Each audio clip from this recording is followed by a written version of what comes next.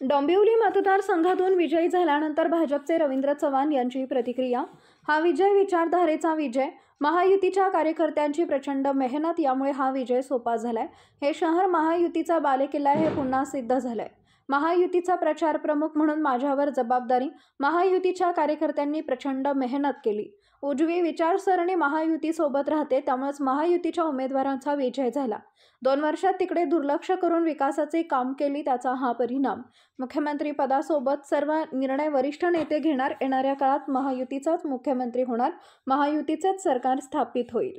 हा जो विजय आहे हा डोंबिवली मतदारसंघाचा विजय जो आहे तो विचारधारेचा विजय आहे।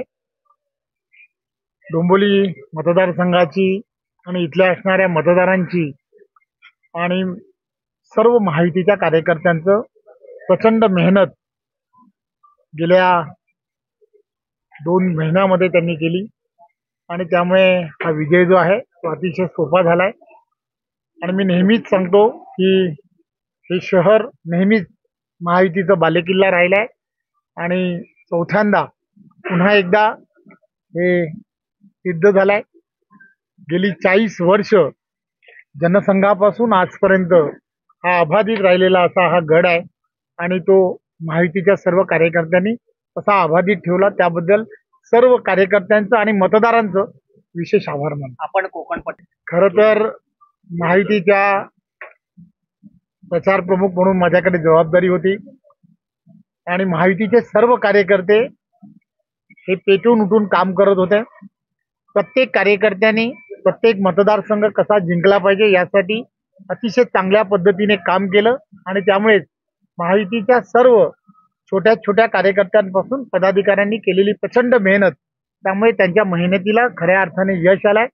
आणि आम्ही नेहमीच मी माझ्या प्रत्येक भाषणामध्ये सांगत असतो की कोकण हे नेहमीच महायुतीचाच बालेकिल्ला आहे।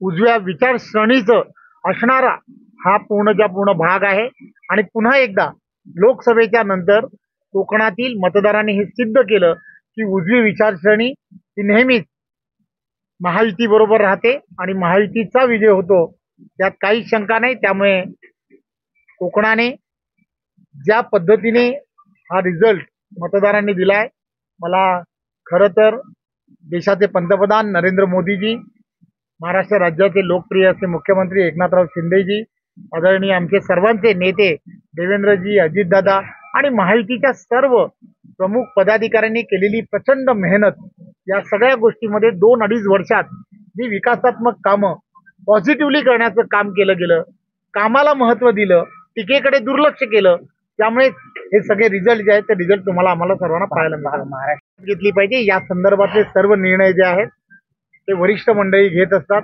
आम्हाला खात्री आहे की येणाऱ्या काळामध्ये महायुतीचाच मुख्यमंत्री होणार, हे आम्ही जे वारंवार सांगत होतो ते महाराष्ट्रातील जनतेने सिद्ध केलेलं आहे।